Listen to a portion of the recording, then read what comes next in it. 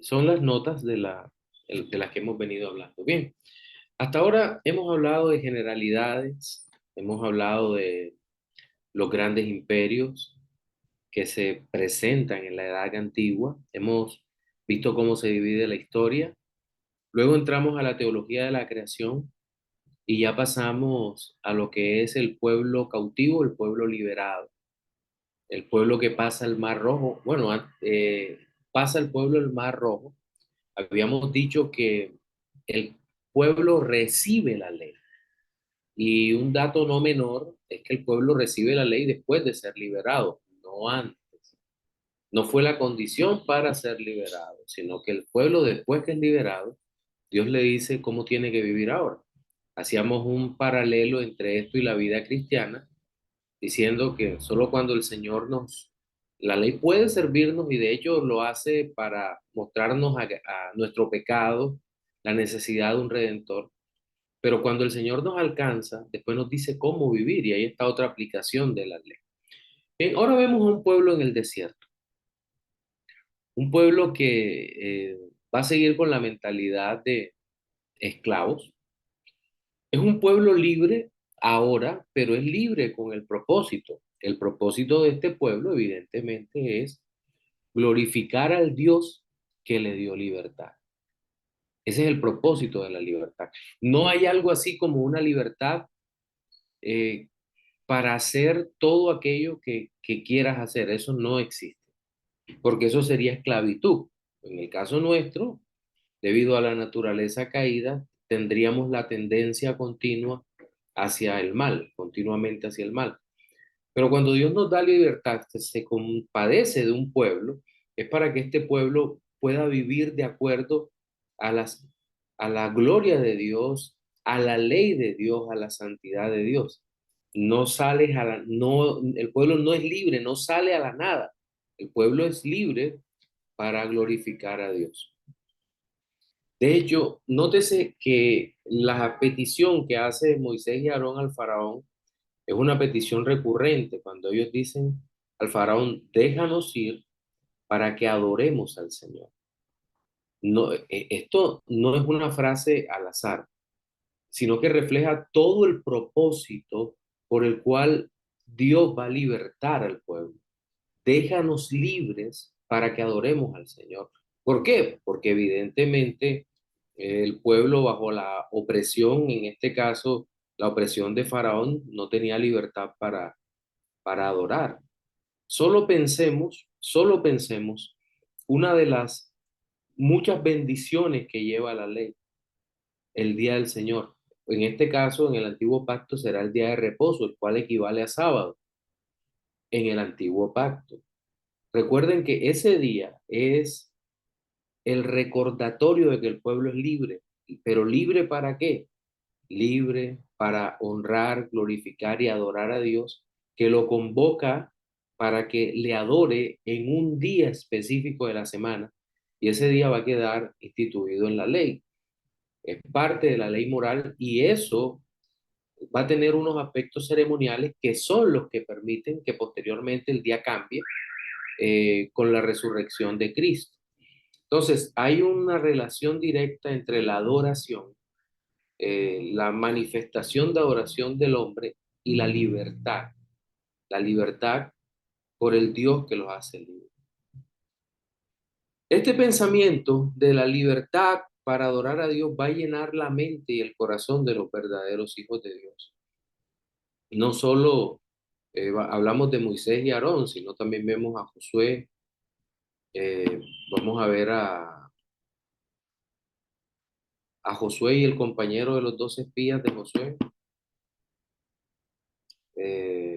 Caleb, Caleb de la tribu de Judá. Bien, entonces, pero también vamos a encontrar en ese mismo desierto un pueblo que va a ser un pueblo obstinado para obedecer a Dios.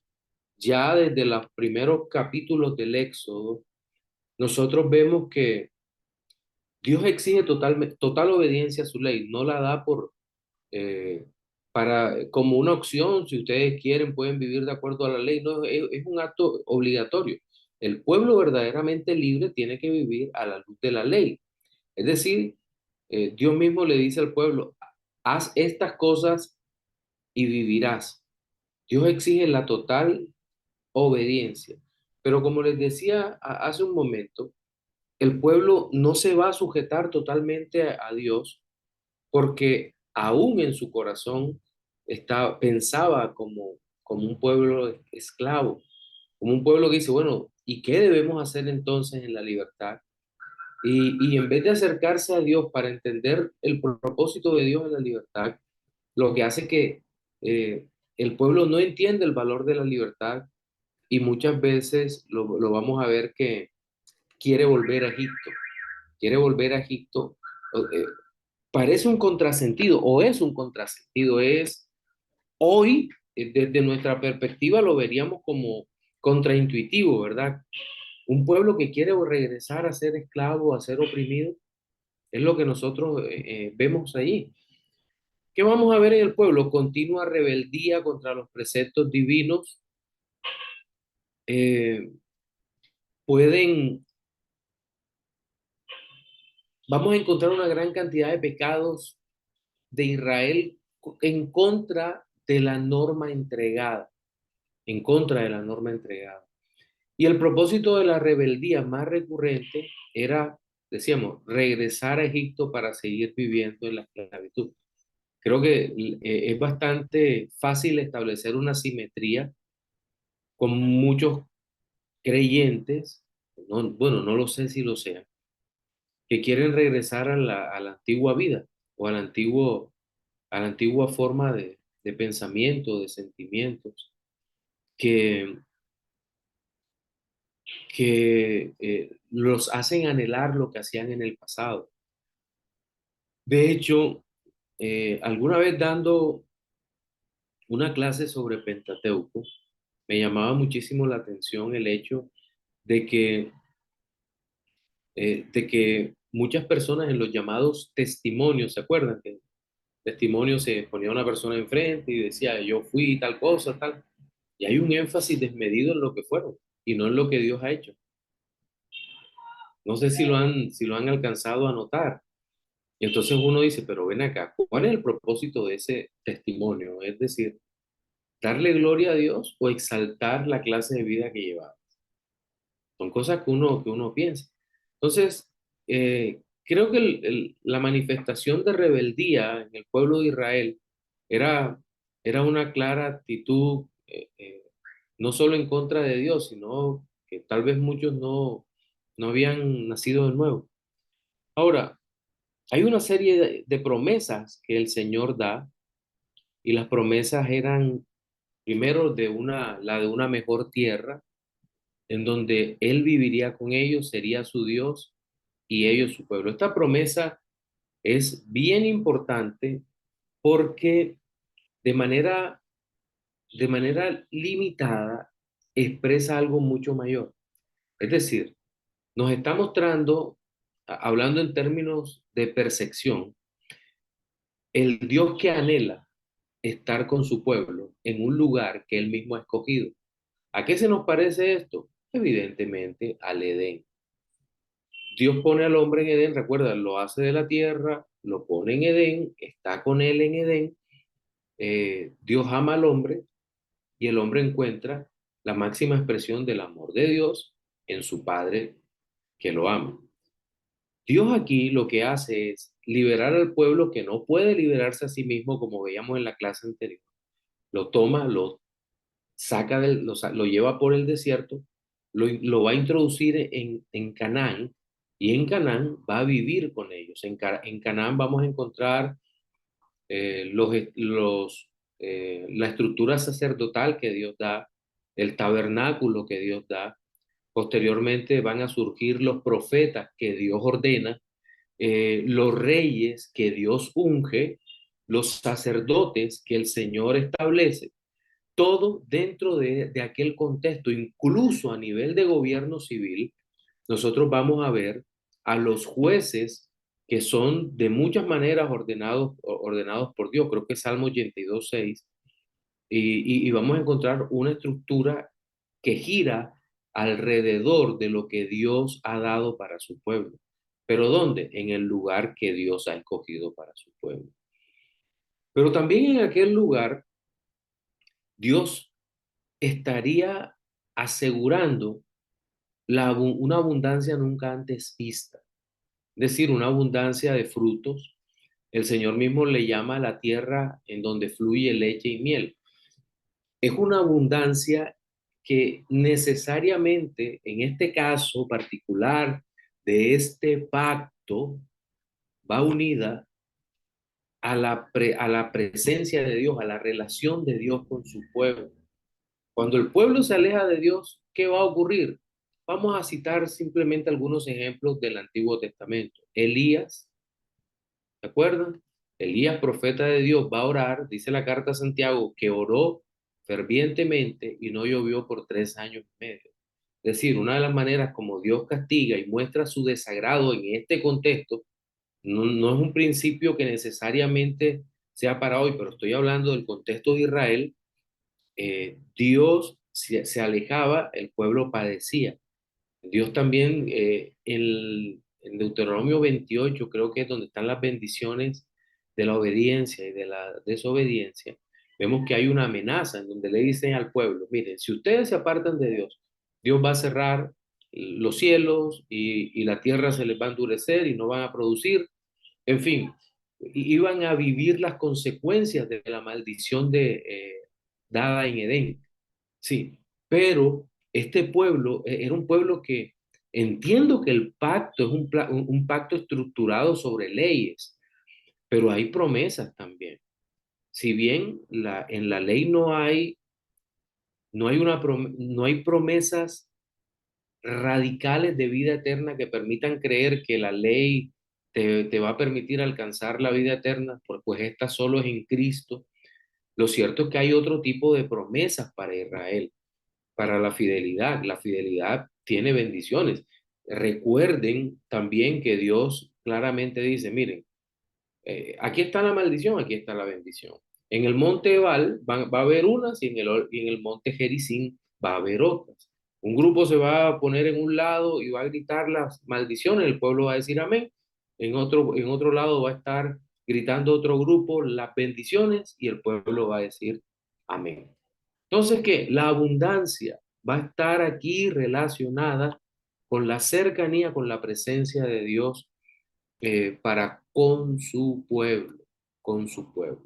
Ahora, que esto no siempre es así, sí, eso es verdad que no siempre es así, porque no necesariamente la abundancia es un sinónimo de riqueza absoluta, como nos lo han querido hacer ver hoy en día. El mismo Job, en los libros sapienciales, defendiéndose de Sofar, si no me equivoco, si no me falla la memoria, le va a decir, porque Sofar dice que solo los malos son arruinados y son destruidos, y Job, haciendo una defensa de él mismo, dice, no necesariamente, porque he visto los malos cómo prosperan, cómo son bendecidos, cómo llevan vida, bendecidos entre comillas, cómo llevan vidas eh, de ostentación y solamente ven su desdicha es al final de los días. La misma idea va a ser replicada en Salmos capítulo 73, cuando el mismo David sufre porque los malos son prosperados, hasta que dice, hasta que lo vi cuál era su final, ellos han sido puestos en deslizaderos. Pero entonces recordemos, esta promesa de abundancia es una promesa general para el pueblo de Dios que es introducido en Canaán. Sí. Bien, entonces digamos que aquí vemos al pueblo en el desierto, luego entramos al libro de Levítico, al libro de Levíticos. Y en el libro de Levítico hay unos temas bien, pero muy interesantes, porque en el libro de Levítico nosotros vamos a ver a Dios dando más leyes, pero son leyes relacionadas con la ceremonia y van a ser importantes dentro del contexto de pueblo en el desierto que va a ser introducido en Canaán. Va a ser importantísimo porque, porque estas leyes ceremoniales y demás van a estar llenas de figuras, de símbolos, de tipos, y entiéndase tipos como lo habíamos dicho en la primera clase, que no me gusta usar a una persona como tipo, aunque todos los teólogos van a entender lo que es un tipo. Un tipo es una representación imperfecta de nuestro Señor Jesucristo, pero suficientemente clara para que para que la reconozcamos. Pues bien, yo prefiero llamarle momentos tipológicos. Es decir, que en el momento en que, pongamos, Moisés podía representar a Cristo en un momento, es ese momento en que representa a Cristo, pero digamos que en otros momentos no lo representa, en momentos pecaminosos. El caso de David, obviamente David representa a Cristo muchas veces en el perdón, en la justicia, en el amor, en el celo por la casa, pero no cuando comete homicidio y adulterio, o a la inversa. Entonces, en unos momentos tipológicamente es así. Creo que el caso que más o mejor ilustra todo esto es el caso de Sansón, que representa tipológicamente en muchas ocasiones a nuestro Señor Jesucristo, pero es evidente que la debilidad moral de Sansón no nos permite pensar siquiera eh, que en todo momento Sansón va a representar a nuestro Señor y Salvador Jesucristo. Sí, déjenme y abro el libro de Levítico acá. Levítico 1, aquí está.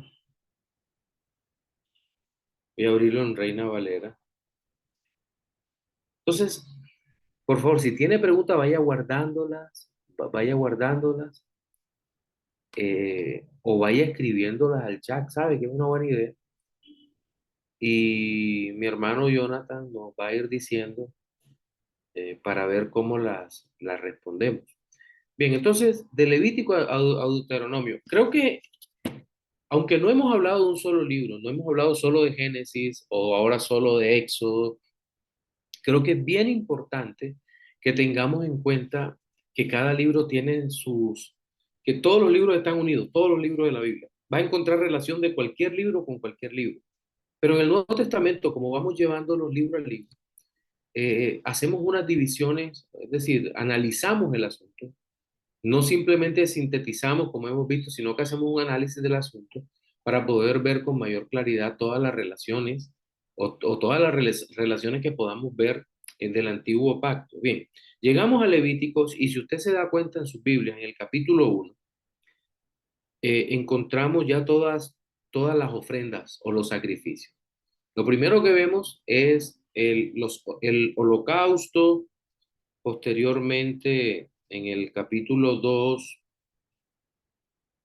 En el capítulo 2, disculpen,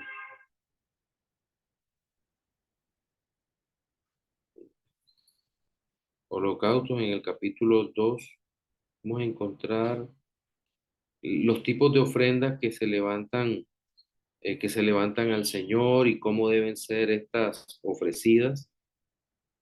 Ya en el capítulo 3 vemos las ofrendas de las paces. Es decir, en Levítico vamos a encontrar un tipo de legislación que nos enseña el cómo se debe ofrendar a Dios. Nos habla del cómo. La ofrenda y la manera de presentarse, pero también el quiénes pueden presentar estas ofrendas a Dios. No es que cualquier persona, no es que cualquier persona lo hará, o porque hoy amanecí con ganas de ofrendar al Señor, no. Hay un orden que es bien interesante y dice quiénes y cómo. No de cualquier manera, no cualquier animal. Tenían que ser animales ritualmente puros. Entonces, todo el libro nos va a presentar ese tipo de estructura que nos muestra, en pocas palabras, cómo quiere Dios ser adorado. Dios dice en Levítico cómo quiere ser adorado, cómo deben ser, ya desde el Éxodo vemos cómo debe encenderse el fuego, qué tipo de fuego debe ser. El fuego debe ser ofrecido dentro dentro de los tiempos que el Señor da, no pueden ser por fuera de ese tiempo. El Señor regula aún todas las fiestas son reguladas por Dios. Eh, Desde el Shabbat, que era de un solo día, hasta la fiesta de la Pascua, que había sido instituida en Éxodo capítulo 12, de lo cual hablamos, pero ahora nos dice cuándo se va a celebrar, qué mes, bajo qué condiciones, porque ya el pueblo había salido de Egipto. Entonces, eh, eh, la Pascua iba a ser una especie de recordatorio, pero ya había unas características diferentes para la Pascua. De hecho, si usted se da cuenta, la Pascua que aparece en todo el Pentateuco, o desde Éxodo hasta Deuteronomio, eh, no va a ser igual a la Pascua que vamos a encontrar ya en el Nuevo Testamento cuando viene nuestro Señor Jesucristo. Ha habido unas variaciones tremendas. Hay un candelabro en la mesa, hay cuatro velas, hay la tercera, hay cuatro copas, perdón.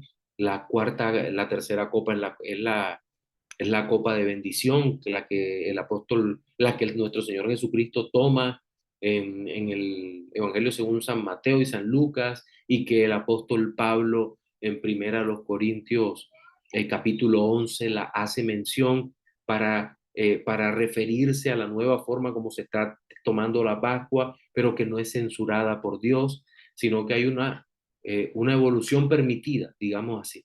Porque cuando no es una evolución permitida dentro de la adoración, entonces el mismo Señor puede hacer que ocurra lo que ocurrió con Nadab y Abiú. Fueron quemados en el mismo lugar. Sí, y nótese que no dice que el lugar se incendió, dice que ellos fueron quemados. Es decir, que lo único que se quemó es probable que sean los cuerpos de ellos, pero todo alrededor quedó intacto, es lo que nosotros podemos ver, porque incluso Moisés le dice a un hermano de ellos, o a un familiar de ellos, que los saque del tabernáculo. Sí. Entonces, todo el tema central del libro gira alrededor de la forma como se debe presentar el tipo de ofrendas, de sacrificios, y lo vemos en el capítulo 3 los sacrificios de paz, que estos eran voluntarios, pero tenían sus propias normas. También las ofrendas por el pecado en el capítulo 4, de lo cual no me puedo detener mucho porque creo que solo cuando se ve el Pentateuco se puede uno detener un poquito más allí. Ya en el capítulo 5 bueno, sigue con el tema de las ofrendas expiatorias, las cuales van a ser fundamentales acá, porque nos habla del periodo, del plazo, e incluso del animal que se usaba para expiación. Probablemente el Cordero de Dios en el día del Yom Kippur, el día de la expiación. Y ese Cordero va a ser comparado por Juan el Bautista en el Nuevo Testamento, con Cristo va a ser comparado con este Cordero. Cuando en el libro de Juan, Juan el Bautista va a decir, he aquí el Cordero de Dios que quita el pecado del mundo. Bien, entonces creo que se alcanza a notar la importancia del libro de Levítico, porque el libro de Levítico no solo va a ser importante dentro de la lectura que nosotros hacemos del mismo Pentateuco, es decir, no solo va a ser importante en esa época específica hasta la conquista de Israel, sino que va a tener un lugar preponderante dentro del Pentateuco y va a afectar todos los demás libros en la historia de la redención, para que a través de este libro nosotros podamos ver el propósito de Dios al dar estas leyes. Hay leyes para los sacrificios en el capítulo 7, en el capítulo 8 que encontramos, disculpen, la consagración de Aarón y sus hijos. Nótese que la consagración de Aarón y sus hijos, es decir, la ley no solo ordena la forma como se presenta la ofrenda, sino que la ley también habla de la constitución de los ministros autorizados para presentar la ofrenda. Es decir, en la carta a los Hebreos, usted va a encontrar que dice que esta dignidad no era tomada por alguien de manera espontánea, sino que esta dignidad era un llamado de Dios. Y en ese sentido, Dios nunca cambia, o sea, Dios no cambia. ¿Por qué? Porque si bien hay un cambio en cuanto a que los levitas ya no son los encargados de ministrar las ofrendas o algo por el estilo, o Dios no ha estructurado una familia levítica, o que hoy en día el ministerio no es por herencia, pero lo cierto en todo esto es que Dios es el que llama a los ministros y los constituye. Ahora, ¿cómo lo hace Dios? Pues bueno, en el Nuevo Testamento ya lo hemos visto, un anhelo ferviente por el servicio, el cual es reconocido por la misma iglesia. Es decir, parecerían medios normales o naturales, pero Dios los transforma en sus propios medios. Es decir, hay providencia concurrente en el llamado de los ministros, ¿verdad? Y eso lo podemos ver como tan bonito cada iglesia va levantando sus ministros.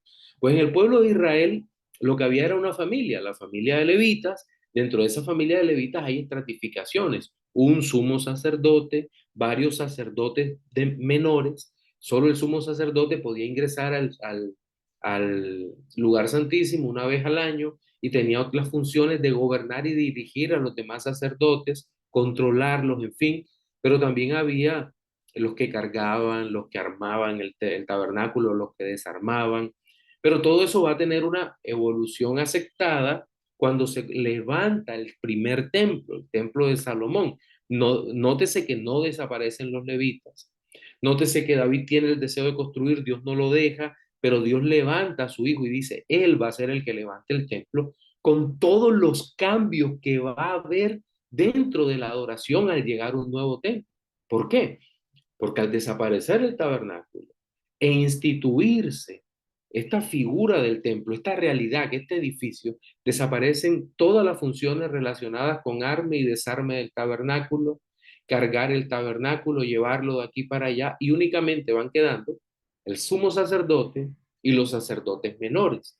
Los demás levitas van a encontrar funciones relacionadas con los cánticos, que es parte de esa evolución aceptada. ¿Por qué? Porque es inspirado dentro de la misma palabra. Los cantores, los que adoran en el mismo templo, vamos a encontrar otras figuras relacionadas con la enseñanza y también va a haber cambios después del exilio, pero Dios mismo va permitiendo esto, revelación progresiva, pero todo controlado por el mismo Dios. Entonces, ahora, este libro tiene una relación maravillosa con la persona y la obra de nuestro Señor Jesucristo. ¿Por qué? Si nosotros leemos el texto que por excelencia explica Levítico, que en el Nuevo Testamento es ¿cuál? Hebreos. En el libro de Hebreos, nosotros vamos a encontrar cómo Cristo es la ofrenda perfecta por el pecado.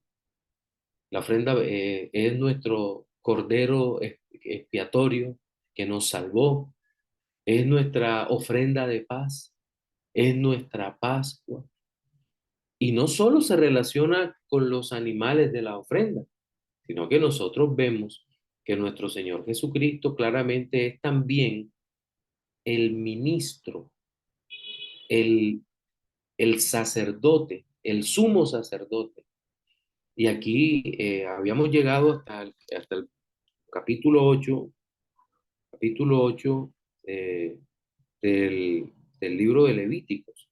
Pero yo quiero, por favor, que usted vea o usted note que esta consagración que se hace con aceite, con unos aceites especiales, hay unos lavados rituales, pero hay también unos sacrificios que tiene que hacer el sacerdote por él mismo y hay unas vestiduras sacerdotales, las cuales son muy importantes. ¿Por qué estoy haciendo mención de esto? Por todas las figuras que hay alrededor o que de manera clara profetizan o hablan sobre la persona de Jesucristo, su obra expiatoria. Ahora entiendo que nuestra materia no es relación entre los dos testamentos, la cual espero dar, pero quiero que usted tenga en mente, solo por hacer este paréntesis acá, bueno, paréntesis no, esto está relacionado totalmente con la clase. El verdadero sumo sacerdote es nuestro Señor Jesucristo y lo vemos en sus vestiduras cuando aparece en el libro de Apocalipsis. ¿Cómo era el vestido sumo sacerdotal en el libro de Levítico? Esperemos que la memoria no me falle tanto. Era un vestido de azul celeste, azul claro, azul celeste, podríamos decir. Tenía un cinto que ataba debajo del vestido, había unos calzoncillos de lino para no mostrar la desnudez cuando se subieran por las gradas. Y tenía un pectoral, esa es la palabra que estaba buscando, en donde estaban incrustadas 12 piedras con los 12 nombres de las tribus de Israel. Es decir, que cuando el sumo, y en la cabeza había un turbante y una placa de oro que decía Santidad a Yahweh. Orlas que tenían campanillas en la parte de abajo del traje y de tal manera que siempre que estuviera moviéndose el sacerdote sabían que estaba vivo porque por la santidad del lugar, si no entraba con la disposición adecuada podía morir. Pero esas piedras que tenían el pecho significaban sin lugar a dudas cómo aquel que hablaba por el pueblo, es decir, el sumo sacerdote, siempre tenía presente a los hijos de Israel, al pueblo de Dios, al entrar al lugar santísimo, para presentar juntamente con él al pueblo. Ahora bien, la simetría es facilísima de encontrar. Capítulo 1 del Apocalipsis. Nosotros vemos que Juan se encuentra cara a cara con el Cristo de la gloria. Esta vez el vestido no es azul celeste, es un color totalmente blanco, pero tiene el cinto de oro. El nombre no están los nombres de los hijos de Israel, pero como decía un comentarista en una alegoría maravillosa, pero por ninguna razón pensamos que es falsa, porque el nombre de los redimidos ya no está en piedras, sino en el corazón de aquel que nos ha salvado para su gloria. El nombre con el cual entró de una vez y para siempre en el lugar santísimo en los cielos, nuestro gran sumo sacerdote Jesucristo, con una mejor vestidura que la de Aarón, con la vestidura definitiva para que jamás podamos salir de su santa y bendita presencia. Ahora, si regresamos de nuevo a las vestiduras sacerdotales, los ojales y el cuello de la vestidura sacerdotal era reforzada para evitar que se rompiera. ¿Por qué? Bien, una costumbre en todo ese sector del cercano oriente era que cuando algo pasaba y había malas noticias, la persona tomaba sus vestiduras y las rompía. Eso era señal de que todo estaba perdido.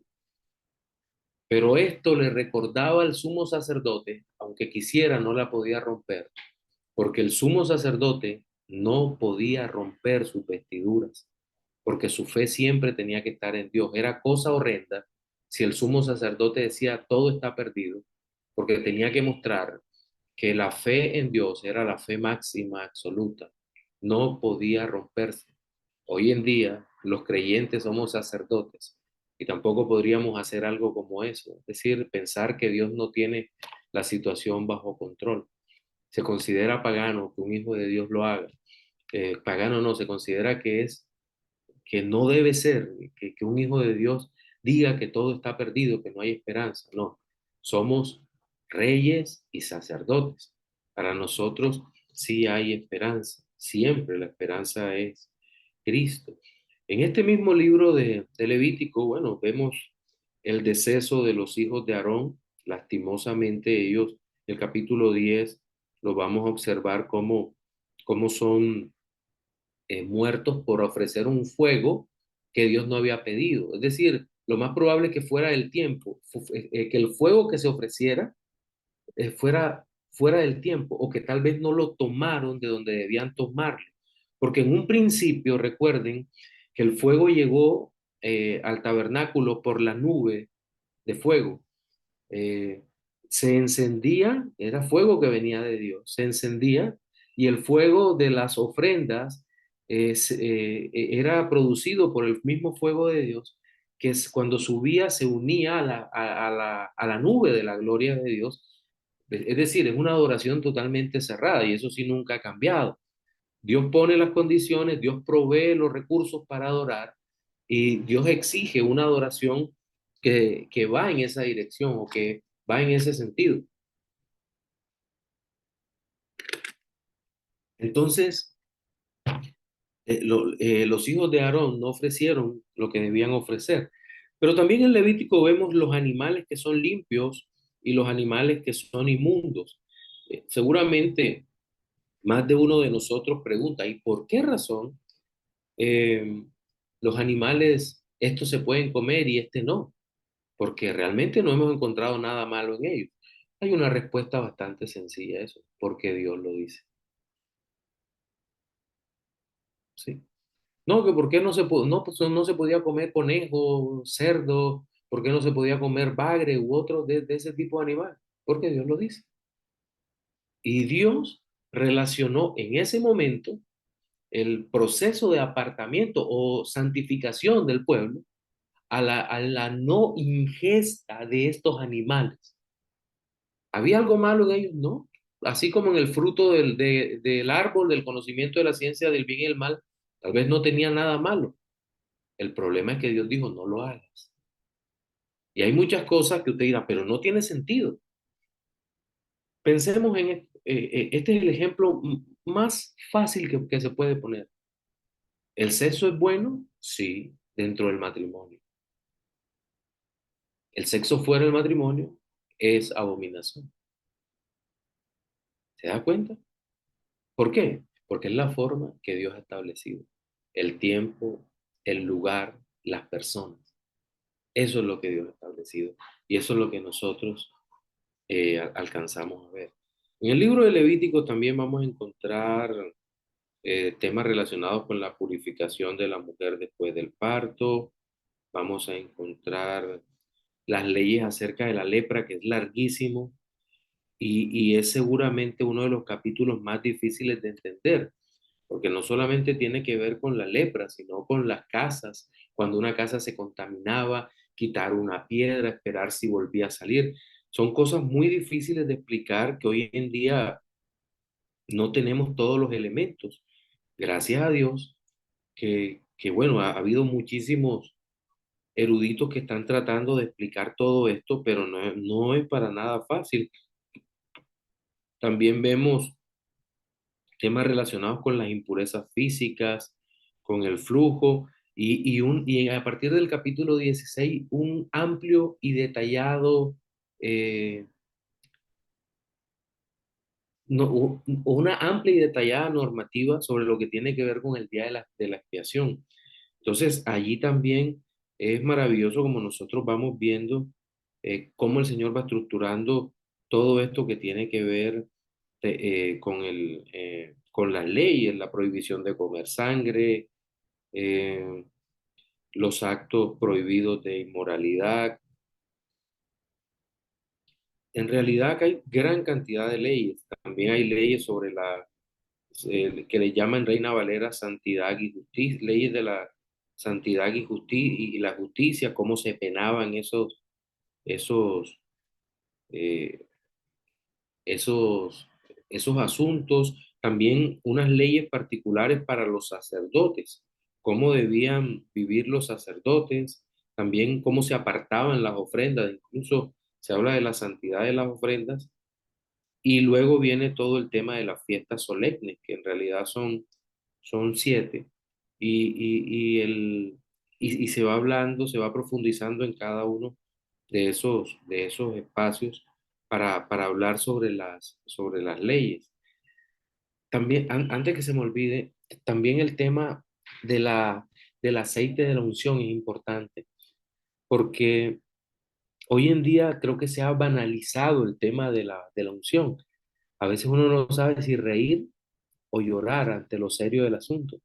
Recuerdo hace algunos años, y disculpen que use una anécdota personal, eh, un varón me decía, mira, lo que pasa es que vamos a ungir a una persona, y yo me acordé del texto del Levítico, y le dije, ¿con qué lo vas a ungir? No, lo vamos a usar aceite, y dijo la marca del aceite. Entonces, viendo que el tema era un asunto de ignorancia, le dije, ¿sabes qué tipo de aceite se usaba en estos contextos para la unción y a quiénes se ungía?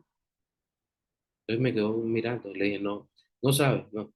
Se ungía a los sacerdotes, se ungía a los reyes y en una que otra ocasión se ungió a los profetas.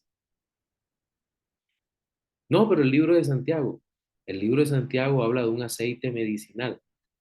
Está claro en el griego. Ah, pero entonces la unción, entonces le hablé sobre el perfume usado por los sacerdotes y la relación con la unción. No sé si usted recordará que este perfume era hecho según el arte del perfumador, el cual no podía ser replicado. Nadie podía decir, quiero saber a qué huele. No.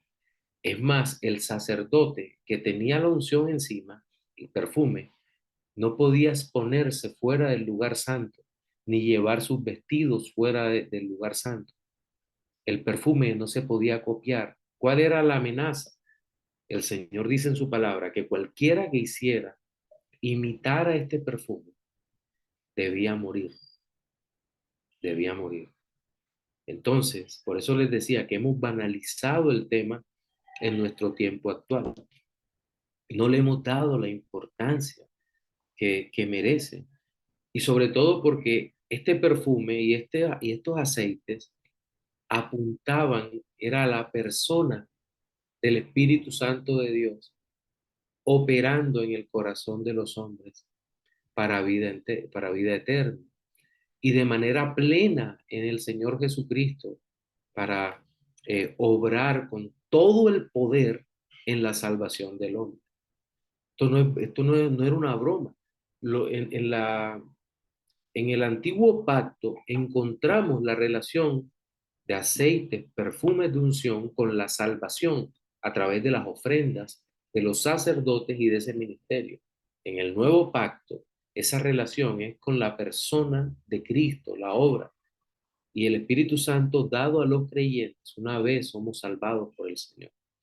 Entonces creo que es importantísimo que nosotros tengamos eso en mente, ese tipo de consideración en, en la mente, porque no es una cosa menor, es una cosa bien importante para nosotros. Bien, ¿qué preguntas hay hasta acá? Ok. ¿Hay alguna pregunta, mis hermanos?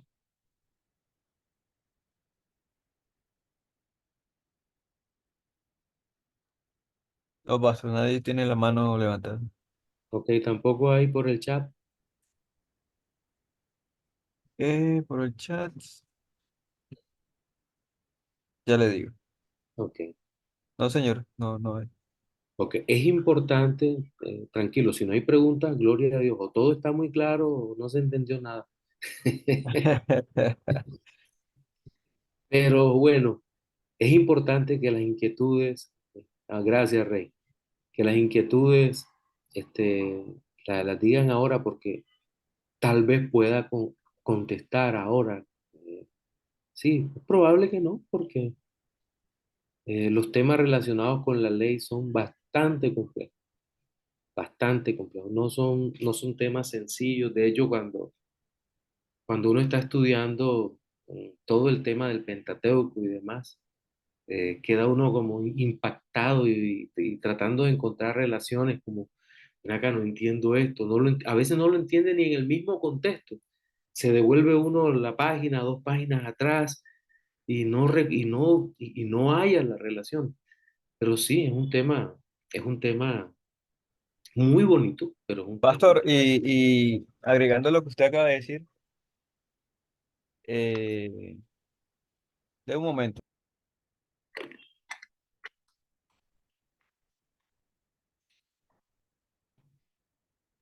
Le decía que eso que usted acaba de decir, que a veces ni se comprende y hay que volver a leer el contexto y demás. eh, Recordé el versículo de, creo que es Pedro, si no estoy mal, o no, no recuerdo muy bien quién es el que exhorta, creo que fue Pablo a Pedro, no recuerdo, que le dice que ni ellos mismos, siendo judíos, han podido con el yugo de la ley. ¿Cómo es posible que le vayan a imponer lo mismo a los gentiles? Es decir, ni ellos mismos podían con ese tema. Y es Sí, interesante que usted lo mencione. sí, la verdad es que cuando uno empieza a leer, un amigo tenía una broma y decía, mira, yo las 20 primeras veces que leí el Antiguo Testamento no entendía y después entendí un poquito.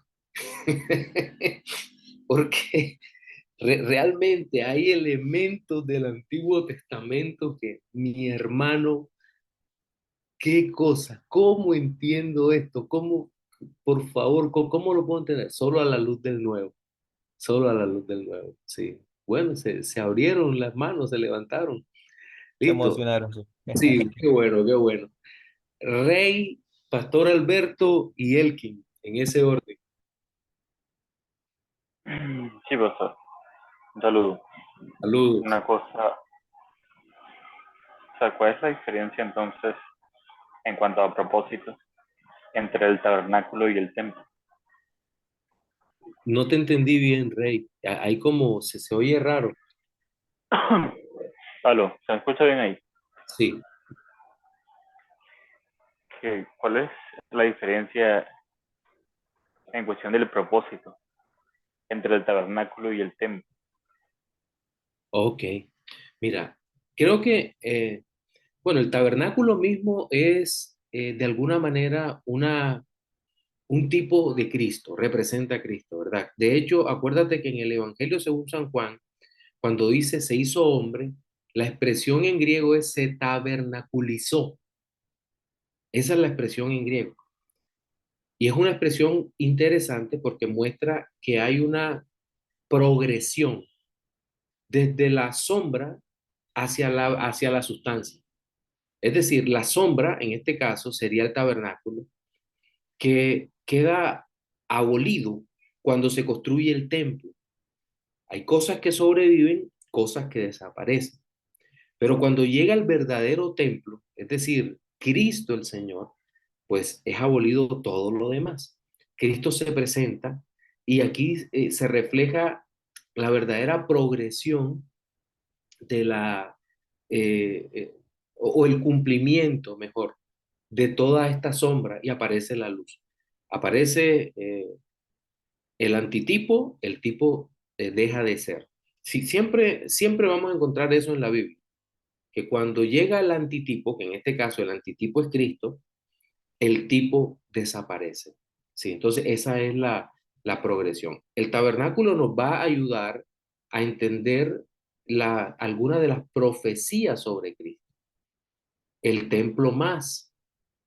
Pero cuando llega Cristo y se cumple todo, en Cristo Jesús es que nosotros interpretamos las demás figuras. No sé si vamos a alcanzar a llegar hacia la hermenéutica del Antiguo Testamento, pero una nota, Rey. Cuando nosotros pensamos en revelación progresiva, no solo debemos pensar en una línea que avanza en el tiempo, que progresa en el tiempo, sino que tenemos que ver que esa línea es una línea que va avanzando, pero va creciendo. Es como si se fuera ampliando más. Va ampliando, va creciendo, hasta que llega a Cristo, que es la culminación de todo esto. Pero cuando vas a interpretar esa revelación progresiva que ya la tienes en mayor escala, te sirve para regresarte a mirar todo lo que está atrás, pero desde el lente de Cristo. Tú lo miras todo desde el lente de Cristo. Y así es que miramos el templo, el tabernáculo, miramos hacia atrás cómo se va cumpliendo todo eso. Ahora, entiendo también, y Alberto me lo aclarará en su momento, que incluso hay teologías de los distintos templos. o se marcan teologías de distintos templos. Por ahí alguna vez leí, no recuerdo dónde, teología del tabernáculo, luego teología del primer templo, teología del segundo templo, teología, hay escritos en ese sentido. Fíjate todo, marcando por épocas. Claro que también el propósito de los rabinos ahí es darle mayor importancia a la que tienen a estas figuras para no darle la gloria al Cristo de la gloria, al verdadero templo. Pero bueno, eso lo entendemos. No sé si es suficiente, Rey, o me quedé corto. No pasó, gracias. Me quedó bien. Con gusto. Entonces viene quién, Alberto o Elkin. ¿A quién mencioné primero?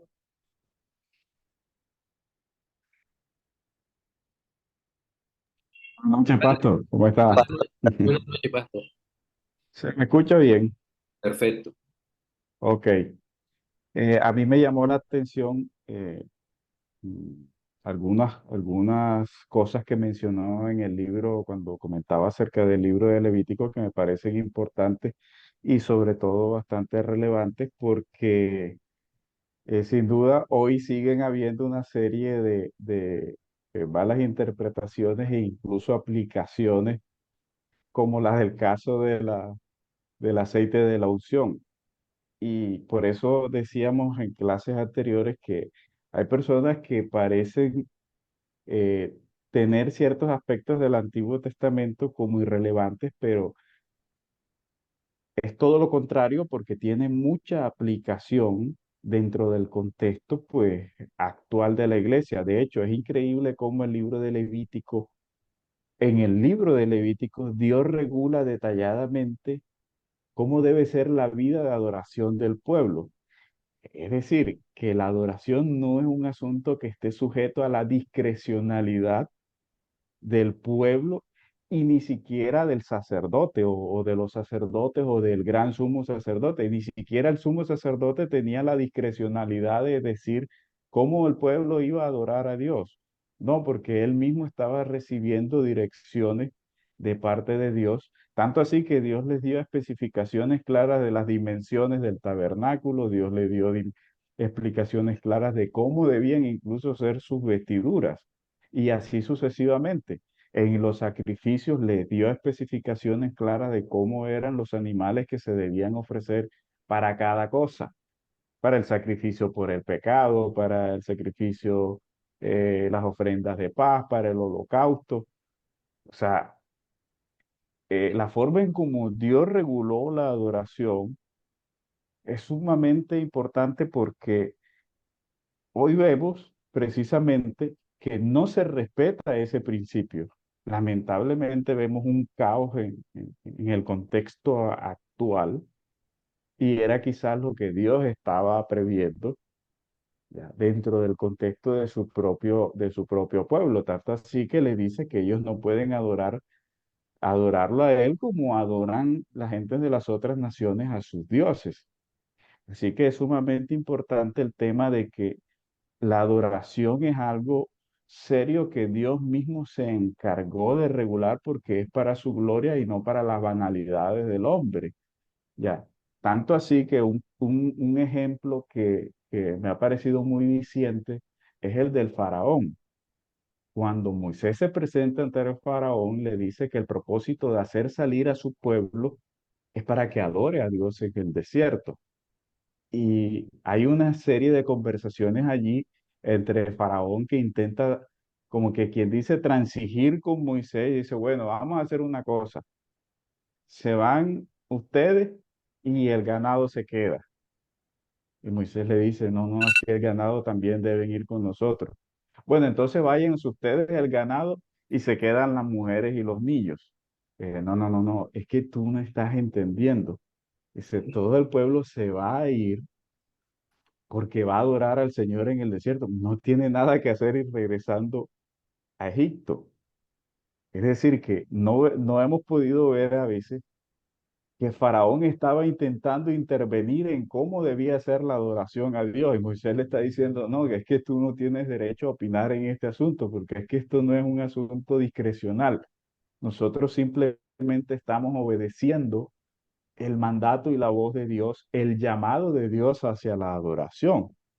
Así que la adoración jamás termina siendo un asunto discrecional y eso es algo que nos enseña completamente el libro de Levítico, es decir, la liturgia a la manera de Dios.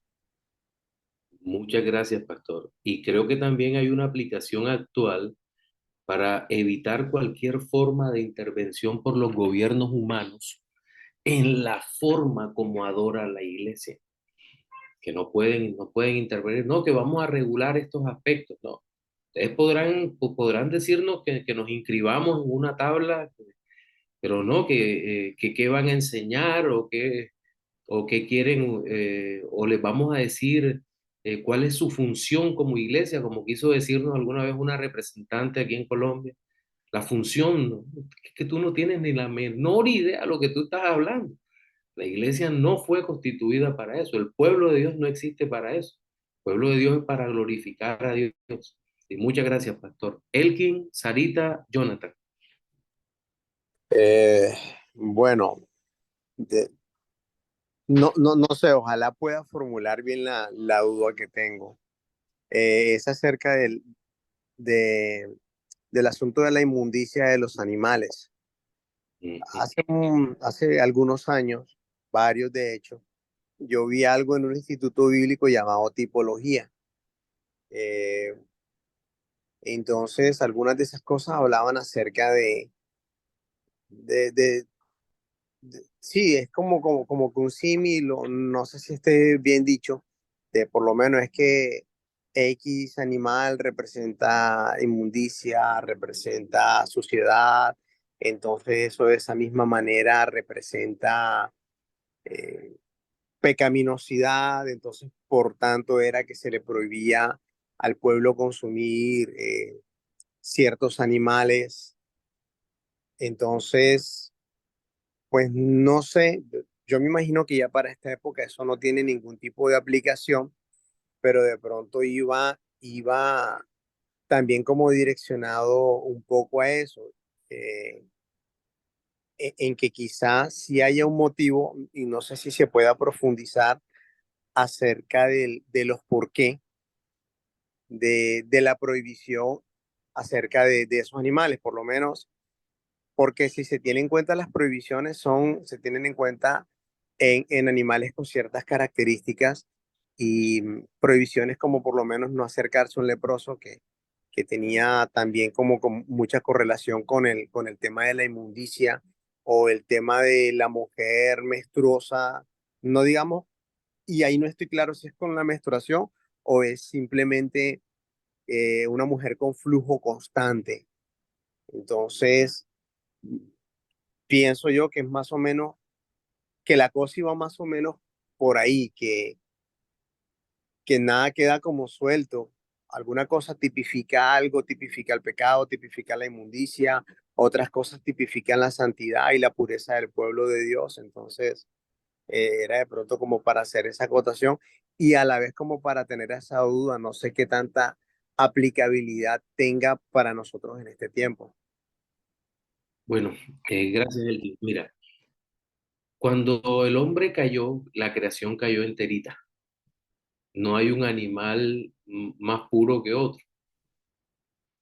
Por lo tanto, el hecho de que Dios haya escogido unos para que pudieran ser usados en la adoración, en los sacrificios, y otros no, es algo que es totalmente soberano en Dios. No es algo inherente al animal, porque todos los animales son inmundos desde la perspectiva de la caída. No hay uno solo. Pero Dios escogió esos. Lo hablábamos ahorita, el tema del fruto en Edén. Nosotros no sabemos cuál era el fruto, pero el asunto es que es importante mirar que no es algo inherente en el animal. Disculpen.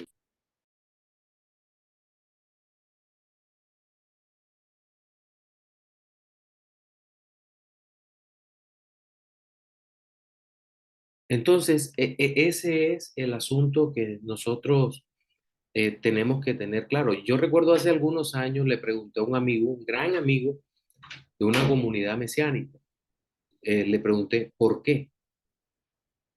¿Por qué razón no se puede comer esto y esto sí? ¿Por qué razón? Y él trató de explicarme desde la perspectiva de los animales, no, que así como tú me dices, no, que este representa tal cosa, este representa tal cosa. Pero después llegó un pastor bautista de Alemania, apellido Lux, y el doctor Lux nos decía, miren, aquí no tiene nada que ver con el animal. Lo que ocurre es que Dios santificó esto, es decir, los apartó para Él, para que fueran usados en su adoración. Eso y solo eso. Es decir, recordemos algo, Dios tiene la prerrogativa divina de ordenar que sí y que no, que entra y que no entra. Y eso es lo que Dios hace. Entonces, no pensemos, no, es que el bagre tiene una sustancia que se contamina. No tiene nada que ver con eso. De hecho, fíjense que en el Nuevo Testamento el Señor hace limpio a todos los animales. Los hace limpio. Ya es una orden directa del Señor. Ya cesó el antiguo pacto, terminó en este sentido, ya no hay más aplicaciones para esto. Bueno, se levanta la restricción porque hay cosas que son más importantes desde esta perspectiva. Listo, mi hermano.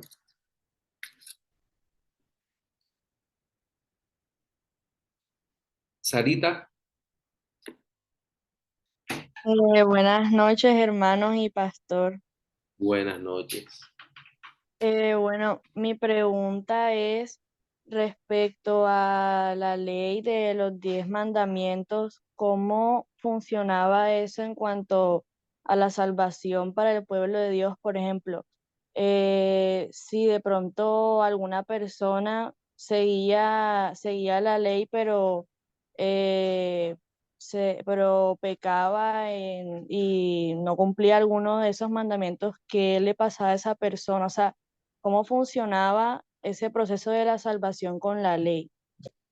Bueno, la salvación, como decíamos, creo que en la clase anterior siempre ha sido por gracia, por gracia. La persona de Cristo siempre es la que ha salvado.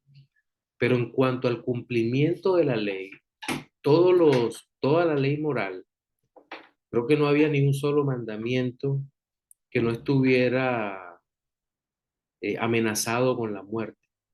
Si tú violabas cualquier mandamiento, morías, porque no había algo así como la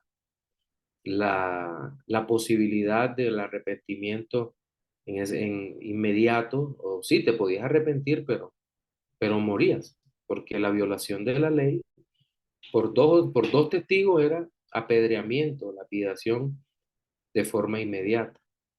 Y eso fue así hasta que en el nuevo pacto, y fíjate, por ningún mandato expreso donde dice prohíbase la pena de muerte, no, sino que es más bien como alguna vez hablaba con el pastor Oduber, es un aplazamiento de la sentencia. ¿Hasta cuándo? Hasta el día del juicio final, por violar la ley. Pero la ley, obviamente, violar la ley tiene sus consecuencias. Y pensemos algo, que la ley son grupos de pecados, no es un solo pecado, sino que cada mandato es una cantidad de pecados que se están violando. Por eso cuando se hace una persona transgresor de la ley, se hace transgresor de toda la ley. De un mandamiento se hace transgresor de toda la ley. Entonces aquí no funcionaba. Fíjate que en la carta a los Hebreos, ahorita dice, mm, porque no tenemos un sumo sacerdote que no pueda compadecerse de nosotros, sino uno que padeció en todo, siendo tentado, pero sin pecado. ¿Y qué me llama la atención de ese texto? Que hay una descripción perfecta del sacerdocio levítico. El sacerdocio levítico, ponle que alguien llegara arrepentido y dijera, eh, este, sacerdote, disculpe, es que yo maldije a mi papá. Y él dice, ah, ok, déjame miro qué dice la ley. Ah, ok, ¿qué dice la ley? Que te apedremos, si tú lo acabas de confesar. Vengan acá, sáquenlo y adiós. no había ninguna posibilidad de arrepentimiento. Hoy en día, por la obra de Cristo, la ley no ha cesado. Pero cuando tú llegas ante el sumo sacerdote y dices, Señor, perdón, porque hice tal cosa, Dios ordena que hagas la paz, que restituyas, que pidas perdón, y hay perdón. Pero hay una diferencia notable entre uno y otro pacto, aún a pesar de la vigencia de la ley. Ah, ok, pastor. Y otra pregunta, a esas personas en el tiempo de la ley, cuando ya los apedreaban en eso, después de la muerte, esa persona, ¿qué le pasaba? ¿A dónde iba o qué? Nosotros vemos, por ejemplo, dando la clase sobre Josué, el libro de Josué que lo explicamos el año pasado, estuvimos trabajando, leíamos el caso de Acaz. Acaz fue el que robó Acán, el que robó el oro y los mantos babilónicos, y en fin. Si tú te das cuenta, Josué le dice a Acán, le dice, mira, glorifica a Dios, dime lo que hiciste. Y Acán confiesa el pecado. Yo creo que eso es un acto de arrepentimiento. Creo que todo el texto indica que hay arrepentimiento de él. Él dice, yo hice tal, y vayan a la tienda y lo van a encontrar en tal parte. Entonces Josué pronuncia la sentencia, tú perturbaste a Israel, morirás. Y muere, pero creo que fue que él alcanzó arrepentimiento. Entonces, ¿qué pasa? Si el Señor le concede el arrepentimiento, pues obviamente son salvos ahorita. Pero si el Señor no le concede el arrepentimiento y son obstinados, pues la persona moría pues en sus delitos y pecados y no nada se podía hacer. Sí, Ah, ok, pastor, gracias. con todo el gusto. Jonathan, Sí, pastor. Yo tengo, bueno, creo que la he aclarado en parte una duda que siempre he tenido, y es con respecto a las ordenanzas que dio Moisés en su momento a los israelitas al momento de haber guerra, de presentarse guerra. Usted ahorita mencionaba que obviamente el sexo dentro del matrimonio es honroso y glorifica al Señor, ¿cierto? Hay ¿sí? una parte donde Moisés le prohíbe a los soldados tener relaciones con sus esposas porque van para la guerra. Y yo decía, eso es una ordenanza de purificación, es una ordenanza de otro tipo, porque si bien es cierto, el sexo dentro del matrimonio es honroso a Dios y no hay pecado en ello, ¿por qué Moisés lo prohíbe en una inminente guerra? Y yo averiguando, haciendo varias investigaciones y demás, y tiene sentido lo que decía, la conclusión a la que llegué después de varias investigaciones, y es que sabemos que el sexo debilita físicamente al hombre, debilita físicamente al hombre, y por tal razón Moisés eh, le pedía a los soldados judíos y israelitas en ese momento abstenerse de tener relaciones con sus esposas por esa razón, porque iban a la guerra y seguramente el sexo los iba a debilitar físicamente hablando. Digamos que en parte tiene sentido la respuesta, pero no sé qué tan absoluta o qué tan cierta sea esa explicación al por qué Moisés le prohíbe el sexo a los soldados con sus esposas. A ver, yo no estoy muy seguro que eso sea así, Jonathan. De hecho, los estudios de deportólogos del último tiempo, y me atrevo a contradecir no la palabra, sino al comentario que se hace sobre la palabra. Yo ahí prefiero decir no sé por qué. ¿Por qué? Porque los estudios actuales demuestran que no hay ninguna afectación ni debilitamiento en una persona cuando tiene sexo y después participa en un deporte. Tanto se dieron cuenta que solamente dos casos. Los futbolistas brasileros, creo que no, ahora en todos los mundiales van, pero los futbolistas empezaron los brasileros y los italianos y los daneses. Y esas personas llevaban sus esposas como si nada. y rendían igual. Igual los atletas de alto rendimiento en carreras, de fondo incluso, maratonistas y todo, no se ven debilitados. Y Ok. son datos. Entonces prefiero decir que no sé realmente el por qué. El Ah, por bueno, qué. entonces vuelvo a la duda del por qué No, Moisés no, le... y ya somos varios con la duda. Sí, Ah, sí. ok. Ok. Sí, por eso no estaba tan 100% seguro de esa que había leído, pero bueno, tiene Ujú. también sentido los estudios que usted menciona. Ok. Brian, ¿puedes hablar o está el micrófono y luego Miguel Álvarez? Pastor, no, solamente era como aclarar un poquito las ideas de lo que se había hablado sobre los animales inmundos, que Ok, me adelante. pareció pues muy acertado lo que dijo y es como que mi conclusión ahí en ese mensaje. Ok, ok. Dale, claro, claro que sí.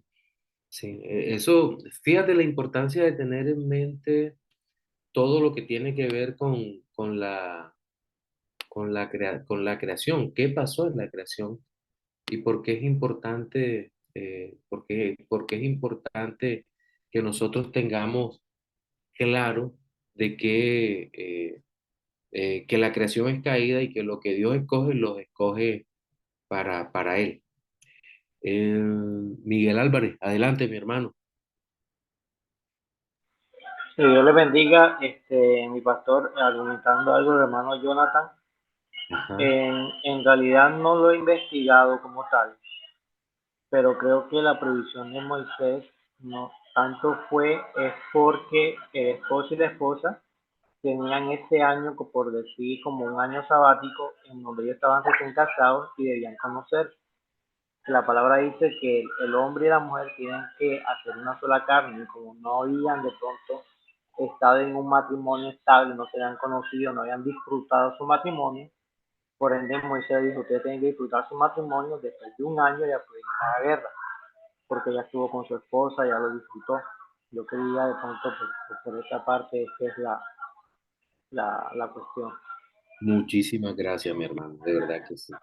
Bueno, vamos a tomarnos unos minutitos, yo les pido unos minutitos y ya regresamos para ir cerrando todo este contenido que creo que es de los contenidos más interesantes porque hay tanto, pero tanto, tanto aquí en esta parte que uno, bueno, ya ustedes saben que uno puede dictar la materia de Pentateuco solamente, pero es maravilloso los contenidos aquí en esta parte de la escritura. Bueno, ya volvemos.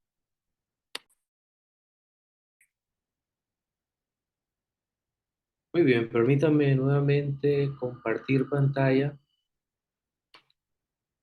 para seguir adelante. Bien. Entonces, hemos hablado un poco sobre el tema del libro de Levítico. Ha sido de gran ayuda poder centrarnos acá. Ahora, pasemos al libro de Números. Cuando nosotros llegamos al libro de Números, recuerden que recibe ese nombre porque hay alguna, porque hay gran cantidad de cifras relacionados con con la historia de la redención en ese momento, ¿verdad? Es más, el libro de Números empieza por un censo. Si usted va al primer capítulo del libro de Números, lo primero que va a encontrar son números relacionados con el censo de Israel justo antes de entrar. El contexto es el libro que nos hace la narración más, más clara, más detallada del transitar del pueblo de Israel en el desierto. Sí, creo que relata más tiempo incluso que el libro de Éxodo. ¿Por qué? Porque el libro de Éxodo va a enfatizar en opresión, liberación, ley y avance del pueblo. Pero en el libro de Levítico, el propósito es mostrar más la ley, pero en el libro de Números, nosotros vamos a encontrar el movimiento del pueblo de Israel. Bueno, decíamos que empieza Obviamente, empieza por un censo detallado y el nombramiento de los levitas en el capítulo 1 del libro de Números. Luego hay un relato bastante, pero bastante detallado de los jefes, de las tribus, de las tribus de los levitas, de la tribu de Israel. Luego se habla del deber o los deberes que los levitas tienen después que ha pasado todo lo de Nadab, Abiú, y es bastante detallado. Y así va a estar todo el libro, va a hablar sobre el rescate de los primogénitos. eh, pero hay algo que me llama la atención en todo este libro, ya cuando pasa cuando se describen las tareas de los levitas, cuando se habla sobre nuevamente se enfatiza sobre las leyes de restitución, unas leyes rarísimas para nosotros hoy en día, las leyes de los celos, que antes de que me pregunten les contesto, no sé. Pero también habla del voto de los nazarenos y empieza ese caminar de Israel a través del desierto y vamos a encontrar nuevamente, pero de manera más fuerte, la continua rebeldía del pueblo contra Dios. Pero es una rebeldía eh, que se, que se ve a lo largo, a lo largo de todo el libro de Números. Alguna vez decía, hablando con unos amigos, profesores de Antiguo Testamento también, y yo les decía, miren, yo no he visto una narrativa tan deprimente en cuanto a caída del pueblo como lo que nosotros vemos en el libro de Números. Porque es verdad que hay cosas muy bonitas como recordar ciertas leyes, unas celebraciones de la Pascua, la nube en el tabernáculo, el- eh, pero ya cuando los israelitas salen de Sinaí, nosotros, nosotros nos encontramos con aquel reclamo de comer carne. ¿Se acuerdan las codornices? Un reclamo, o sea, el pueblo está recibiendo de Dios el alimento que Dios ha determinado darles. Dios les ha podido dar cualquier cosa que Él quisiera, pero Dios ha dicho, hombre, les voy a dar un alimento que ustedes no conocen. Aquí está el maná. Recuerden algo, este era el alimento provisional, porque la tierra de Canaán estaba demasiado cerca. Era muy, era muy sencillo para ese gran pueblo llegar ahí rapidísimo. Y ellos en poco tiempo se antojan de comer a la carta. Es decir, no queremos este alimento transitorio, un alimento demasiado delgado para nosotros. Y realmente lo que nosotros queremos es comer carne. Y Dios, pues, les manda carne. ¿Pero con qué consecuencias? Con las consecuencias que nosotros conocemos. Comen las codornices y hasta se les sale por la nariz. Viene una gran maldición sobre ellos por exigirle a Dios aquello que no había determinado darles. Por exigirle a Dios aquello que Dios no había determinado dar. Yo creo que esta parte de la Biblia, no sé si los que predican la doctrina de la confesión positiva lo han leído, pero es bastante claro. Recibiremos de Dios lo que Dios envíe.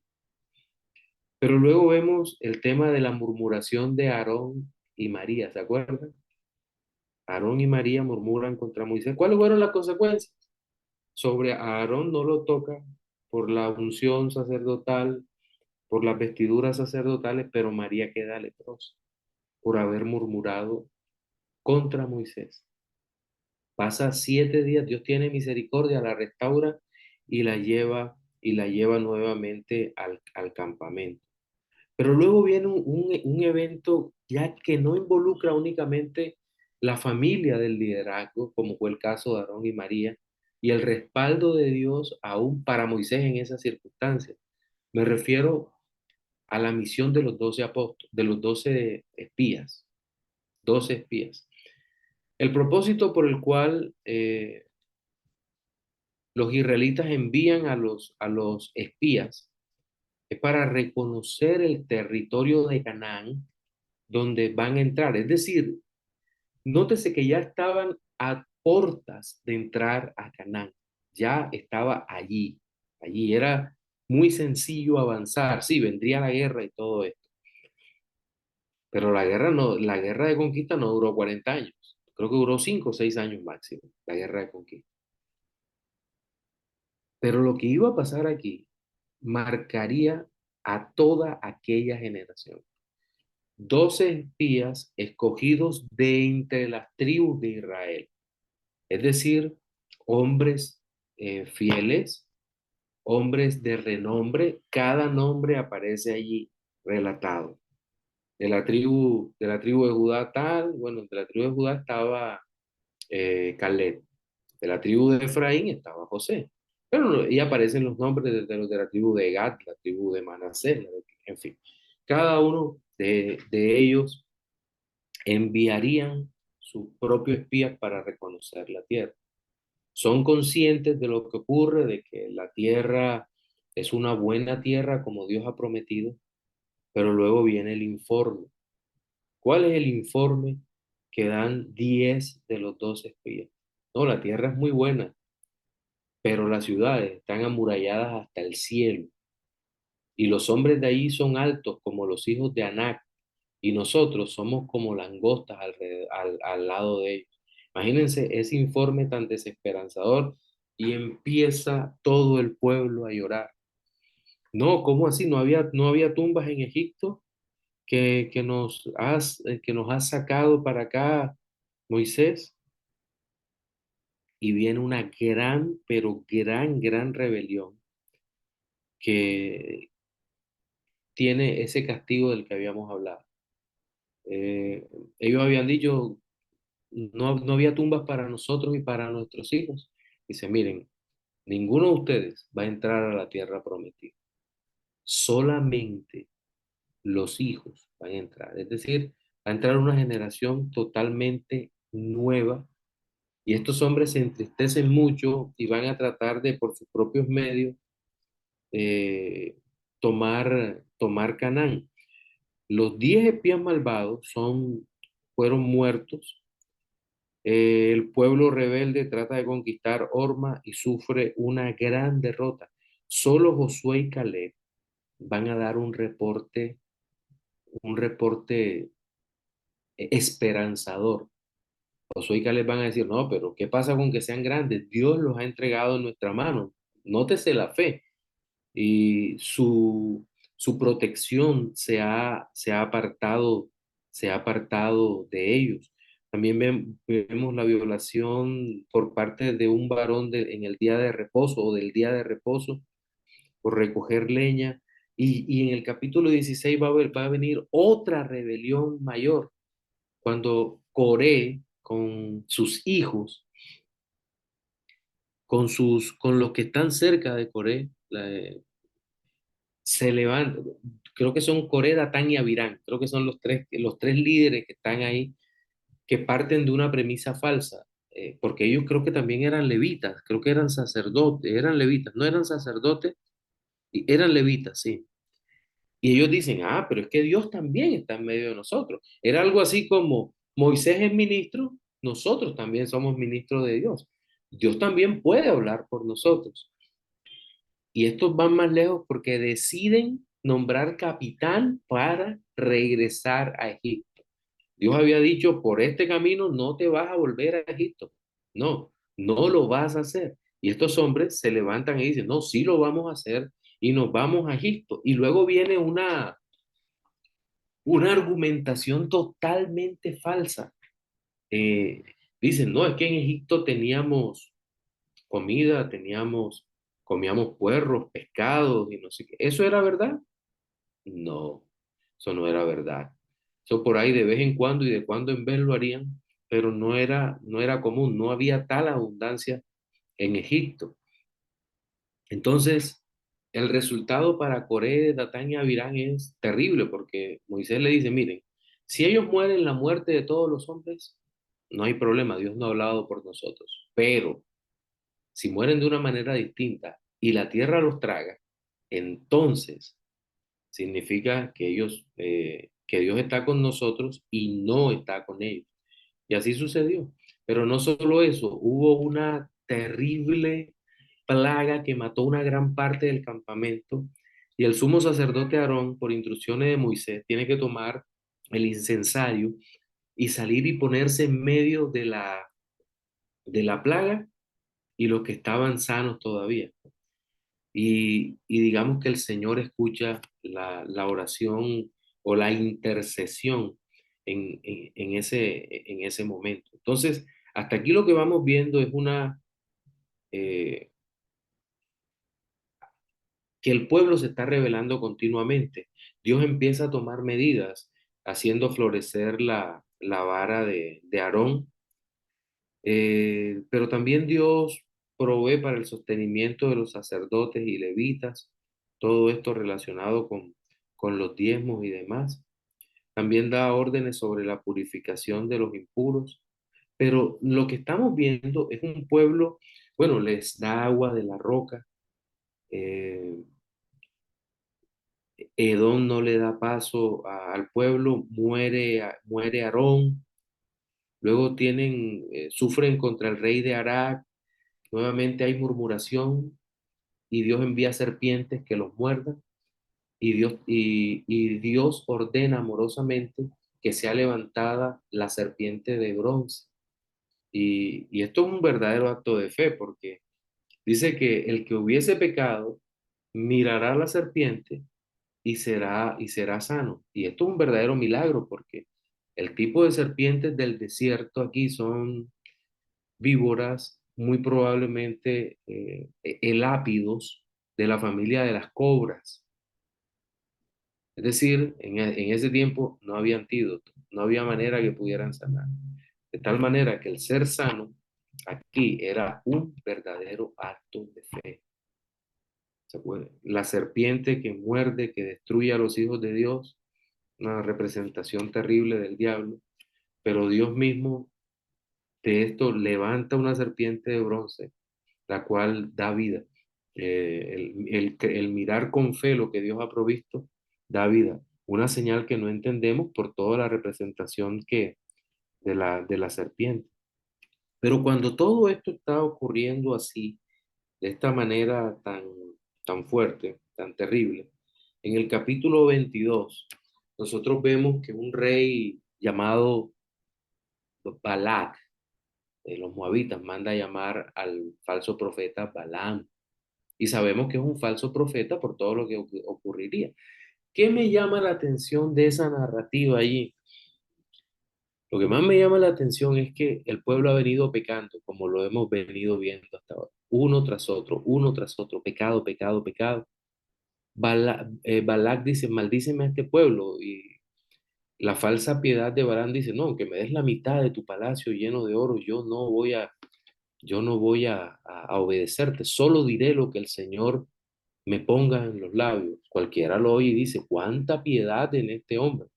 No, este hombre tenía un nivel de corrupción en su alma terrible.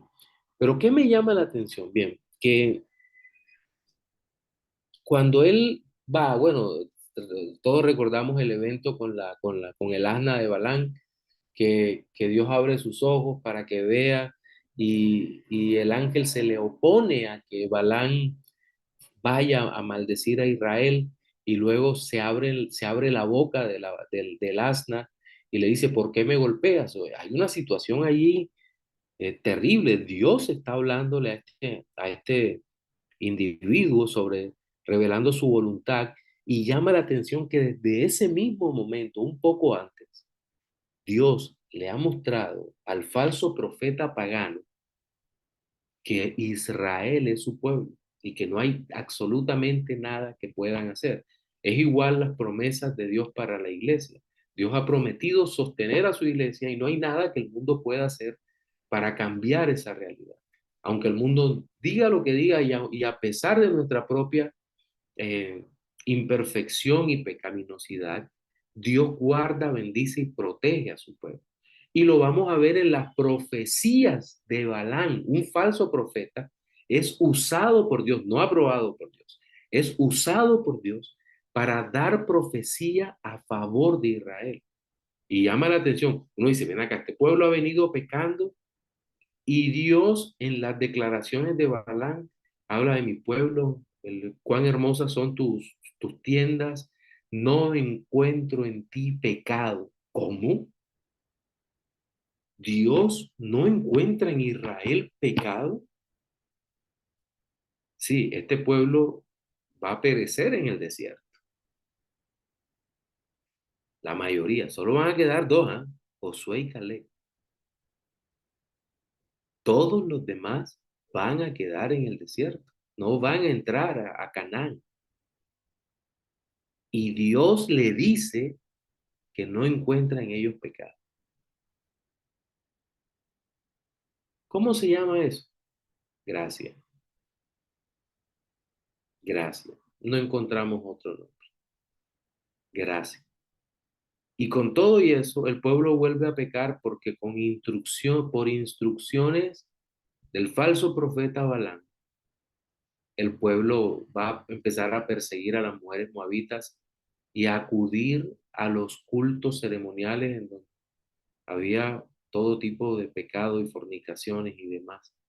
Y el pueblo nuevamente golpeado duramente. La mortandad se aplaca cuando creo que es Eleazar, uno de los sacerdotes, alancea a un príncipe y a una mujer que han sido llevadas a la vista de todo el mundo. Es decir, el nivel de corrupción había crecido rápidamente, exponencialmente, hasta que Dios detiene todo esto con un acto fuerte de justicia. El libro de Números es importante dentro del Pentateuco porque dijimos que nos relata la marcha de Israel en el desierto. Van a pasar 38 años allí, va a haber juicios, pero también vamos a ver que hay eh, muchas referencias a la persona de Cristo, a la gracia que ya hemos visto. La serpiente de bronce va a ser usada por el mismo Señor para decir que así como la serpiente de bronce fue levantada, es necesario que el Hijo del Hombre sea levantado. Entonces vamos a encontrar muchísimas relaciones, incluso en la primera parte del libro de Números, vamos a encontrar, perdón, más adelante cuando habla de los sacerdotes y demás, vamos a ver cómo este libro en figuras no humanas y en personas humanas, vamos a encontrar relación con nuestro Señor Jesucristo. El último de los libros es el libro de Deuteronomio. Y el tema central del libro, básicamente, bueno, Deuteronomio se le llama así por ser el libro que presenta la repetición de la ley, por decirlo de una manera. Pero no es solo la repetición, es el momento en que se da esto. Ya han pasado 38 años, el pueblo va a entrar a Canaán. Moisés llama al pueblo y le dice, bueno, ya yo voy a morir, van a escoger a Josué como el sucesor de Moisés. Y Moisés, aquella nueva generación que está allí, ya los demás han quedado esparcidos en el desierto, pero aquella generación va a escuchar de nuevo de la viva voz de Moisés, va a escuchar la repetición de la ley, los 10 mandamientos nuevamente. Y, y el Señor va, bueno, y en este libro obviamente vamos a encontrar eh, como las instrucciones que da previo a la entrada.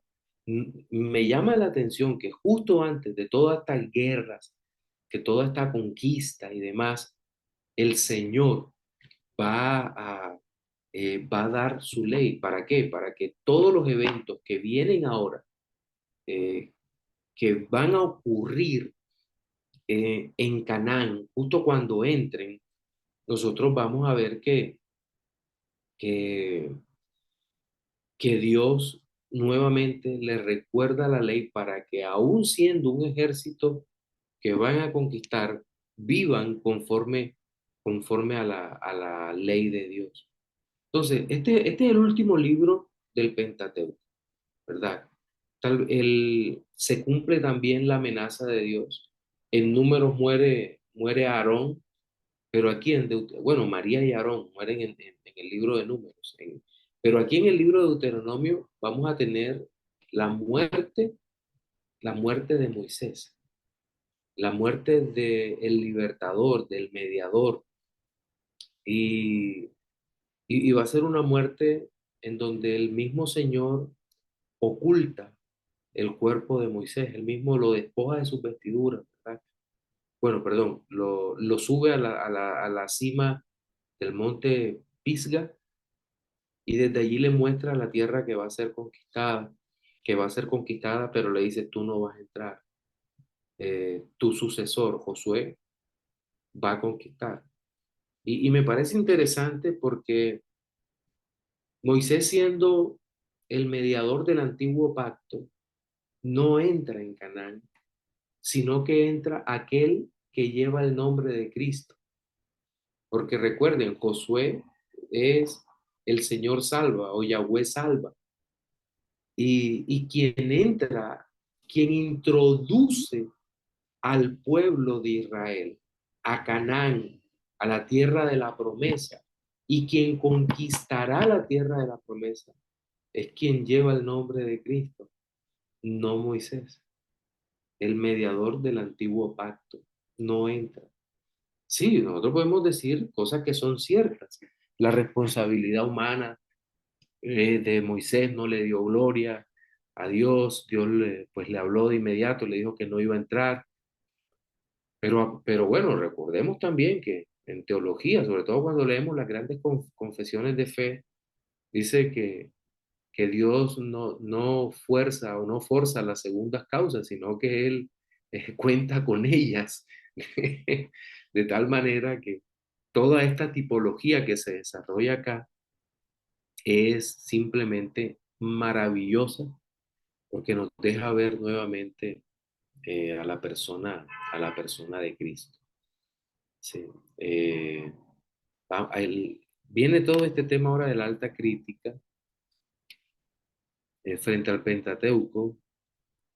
Ustedes recibieron un material de Edward Young, que se llama Una introducción al Antiguo Testamento. Edward Young, para mí, es el mejor comentarista en esa línea, es decir, en una línea apologética en contra de la crítica destructiva. Para mí, y obviamente, él hace una introducción especial al Antiguo Testamento, es decir, va libro a libro. Em, pero creo que para desmontar la alta crítica podríamos leer hasta la próxima clase que nos encontremos, por lo menos las 30 primeras páginas, para que ustedes tengan una idea de de lo que ha connotado y cuán destructiva ha sido la alta crítica en para hablar sobre el Antiguo Testamento. Bueno, hay preguntas hasta acá. Vamos a unas dos, tres preguntas. Vamos a dar espacio aquí para ustedes. Marcos, adelante. Y luego Rey. Buenas noches, pastor, hermanos, bendiciones. Eh, Pastor, lo que estaba comentando ahorita usted sobre el material de Edward J. Jones, sí, a nosotros nos llegó fue un libro de Robert Cate, Robert L. Cate. ok, Pero ese solo es para consultas. Ese es solo para consultas. sí, no, el de Teología del Antiguo Testamento. Okay, okay. Ok, pero ese el de Edward J. Jones, ese no nos llegó, no Okay, está en los materiales. Yo se lo mando a Jonathan para que Jonathan se los envíe a ustedes hoy, te marco, para que lo suba y lo puedan tener allí, porque me parece que es de lo mejor que hay. Ese y el de Tremper, que es el que usa el seminario, parecen muy buenos libros. Claro que sí, mi hermano. Entonces, gracias por recordármelo y vamos a ponernos en eso, ¿viste? Gracias, pastor, muchísimas gracias, de verdad. Con todo el gusto. Rey, Sí, pastor. Acerca de los espías, ¿cuál fue específicamente su maldad? ok, ok, ok. Digamos que lo que nosotros encontramos es que el informe de los 10 es un informe que no estaba conforme a lo que Dios había prometido. Es decir, estos espías realmente se presentan con una propuesta de rebeldía. Es como si estuvieran diciendo, miren, la tierra es lo que Dios dice. Es verdad todo lo que Dios dice con relación a la tierra, pero no vamos a poder conquistarlo porque tienen murallas altas y los hombres que viven ahí son demasiado fuertes. Por lo tanto, no hay posibilidad alguna de que lo hagamos. Eso va a hacer que el corazón de los israelitas se despedace y vayan a pensar que no tienen, que Dios los llevó allí era para destruirlos. Entonces, todo eso, todo, el pecado fundamental de los espías es un pecado de rebelión contra el Señor.